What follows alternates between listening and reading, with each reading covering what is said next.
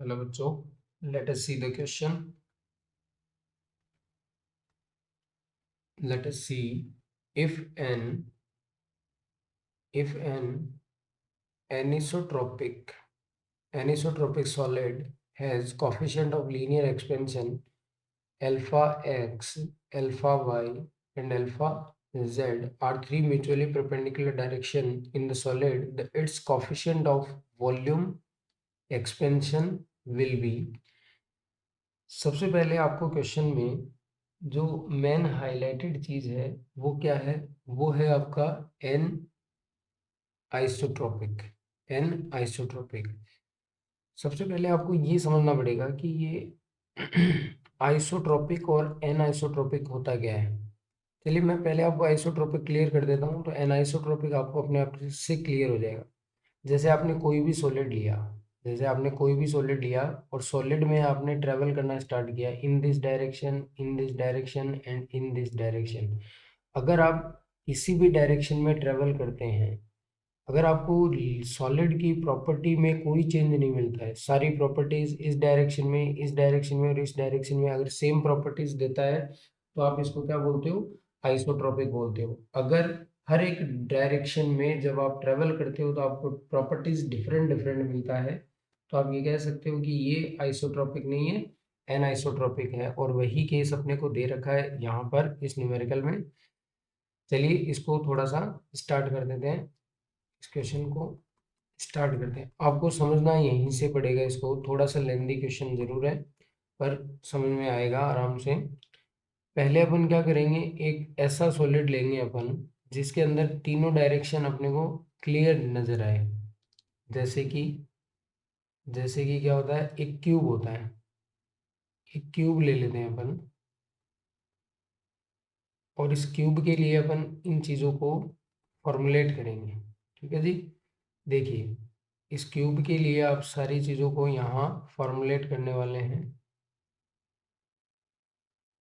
ये अपन ने क्यूब ले लिया है, ये मैंने क्यूब लिया है, ये मैंने क्यूब लिया है, ये मैंने क्यूब लिया। ओके। अब देखो क्यूब के अंदर आपको तीनों डायरेक्शन मिल जाएगी। ये डायरेक्शन एक, ये हो गया डायरेक्शन ट्रेवल का, और ये हो गया डायरेक्शन ट्रेवल का। इसको अगर x बोलते हो तो ये y मान लो, और ये क्या मान लो? z मान लो। ठीक है जी। अब ये क्या कह रहा है कि अगर आप इस डायरेक्शन में कहीं भी जाते हैं, अगर आप इस डायरेक्शन में कहीं भी जाते हैं, जैसे ये वाले डायरेक्शन में गए, तो यहाँ आपके लिए अल्फा y है, यहाँ आपके लिए अल्फा x है, और यहाँ आपके लिए अल्फा z है। ठीक है। अब अपने को पहले जो रो डेटा चाहिए, वो सारे रो डेटा अपने को पहले यहाँ से कलेक्ट करने पड़ेंगे। देखिए एक डेटा यहाँ अपने को ये है कि अपन इस वाली साइड को तो A1 कह देंगे, इस वाली साइड को अपन A2 कह देंगे, या आप ऐसे करिए, कंफ्यूजिंग टर्म है तो अपन इसको क्या कर देते हैं, this one is L1 and this one is L2 and this one is L3। Clear है भाई? तीनों साइड जो मुझे चाहिए थी मैंने एज्यूम कर लिए। अब अपन इस क्वेश्चन को सॉल्व करने के लिए चलते हैं। सॉल्व करने के लिए जाएंगे तो देखिए, जब आप इस क्वेश्चन को सॉल्व करने के लिए जाते हैं तो बेसिक सी बात क्या है वो देखिए। फॉर्मूला यूज्ड कौन सा होगा इसमें? फॉर्मूला यूज अपन कौन सा करने वाले हैं? देखिए फॉर्मूला, एक तो अपने को दे रखा है इसके अंदर कॉन्सेप्ट, लीनियर एक्सपेंशन का कॉन्सेप्ट दे रखा है। एक तो अपने को लीनियर एक्सपेंशन दे रखा है, so we can write delta L equals to L alpha delta T. एक तो ये फॉर्मूला यूज कर सकते हैं, और एक अपने से जो पूछा है वो क्या है, वॉल्यूमेट्रिक एक्सपांशन पूछा है आपसे, तो उसका भी आपको फॉर्मूला ये गिवन होता है। यहाँ गामा यूज करते हैं और यहाँ क्या आता है, डेल्टा टी आता है। अब अपन क्या करेंगे, इंडिविजुअल साइड का अलग अलग से क्या करेंगे, एक्सपेंशन कैलकुलेट करेंगे। जब आप इस फॉर्मूले को एक्सप्लेन करते हैं तो यहाँ डेल्टा एल को क्या लिखते हो तुम, एल एल मतलब जो टेम्परेचर पे लिया, ये इनिशियल लेंथ आ गई, और बराबर क्या लिखते हो, एल एल नॉट, इसको नॉट मान लीजिए, इनिशियल ओरिजिनल लेंथ, इसको क्या लिखोगे, L not alpha delta T. जब आप सिंगल एल की वैल्यू लिखते हो तो आप क्या लिखते हो, एल नॉट को बाहर निकाल के अल्फा डेल्टा टी लिखते हैं।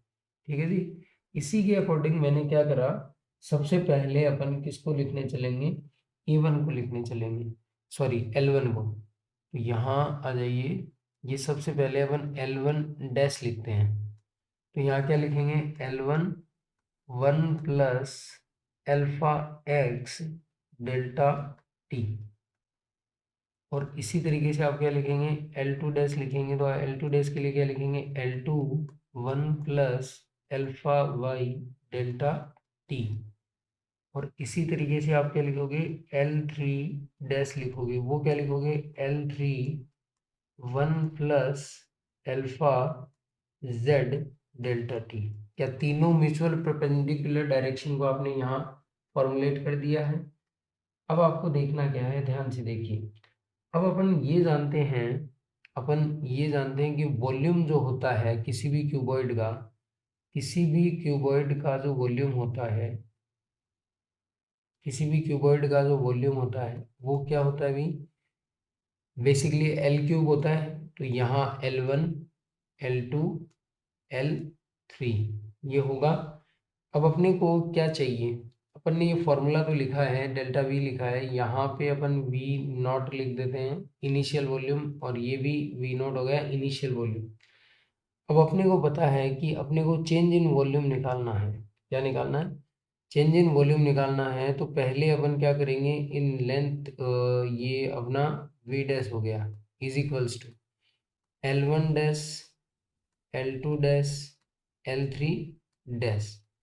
अब इसको आप सॉल्व करेंगे तो यहाँ क्या लिखना पड़ेगा, L one one plus alpha x delta T. इसी तरीके से आप क्या लिखोगे, इसी तरीके से आपको क्या लिखना है, एल टू, और यहाँ क्या लिखोगे, one plus alpha Y delta T. और इसी तरीके से आपको क्या निकला है, एल थ्री, ये क्या हो जाएगा, one plus alpha Z delta T. ये वाला हो गया। जब आपने इसको सॉल्व किया, एल वन आएगा, एल टू आएगा, एल थ्री आएगा। So we can write this V dash बराबर V L one L two L three का जो मल्टीप्लाई है इसको अपन क्या लिख देंगे, वी नोट से डिनोट कर देंगे। L one L two L three का मल्टीप्लाई किसको डिनोट करता है, वी नोट को। ओके। जब आपने इसको सॉल्व करा, जब आपने इसको सॉल्व करा, तो बेसिकली आपके पास क्या आने वाला है, बेसिकली आपके पास क्या आने वाला है, ध्यान से देख लो। बेसिकली आपके पास क्या आने वाला है, यहाँ plus one plus alpha one, sorry alpha X plus alpha Y plus alpha Z. क्योंकि कुछ चीज़ों को अपन यहाँ से हटा देंगे, जैसे जैसे ये वाली चीज़ है, ये अल्फा क्या होता है, खुद स्मॉल होता है, और डेल्टा टी और स्मॉल हो जाएगा। तो ये कुल मिलाकर के ये क्वांटिटी क्या रहती है, वेरी स्मॉल। जब आप इसको मल्टीप्लाई करेंगे ना, तो यहाँ ये तीनों आपस में क्या होंगे, मल्टीप्लाई होंगे। और ये तीनों आपस में मल्टीप्लाई होंगे तो फाइनली आपके पास ये रिजल्ट आने वाला है। अब आप इस फॉर्मूले को कंपेयर करेंगे किसके साथ, अब आप इस फॉर्मूले को कंपेयर करिए किसके साथ, जो आपने इनिशियल फॉर्मूला लिखा है वॉल्यूमेट्रिक एक्सपांशन के लिए, उसके साथ इसको कंपेयर कीजिए। कंपेयर कीजिए, वी डैश बराबर V naught one plus gamma delta T. ये वाला जो फॉर्मूला है इसको अपन ने क्या लिख दिया, V dash minus V naught, और ये वी नॉट सामने था ही, गामा था, डेल्टा टी था, इस तरीके से।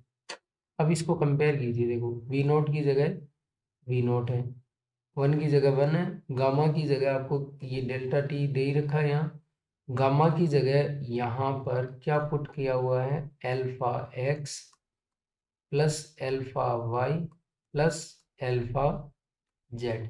So the volume expansion coefficient, the coefficient of volume expansion is alpha x, alpha y, alpha z तीनों का जो सम आएगा वो क्या होगा, इसका वॉल्यूमेट्रिक एक्सपेंशन होगा। So the option B is the final answer. Thank you, best of luck.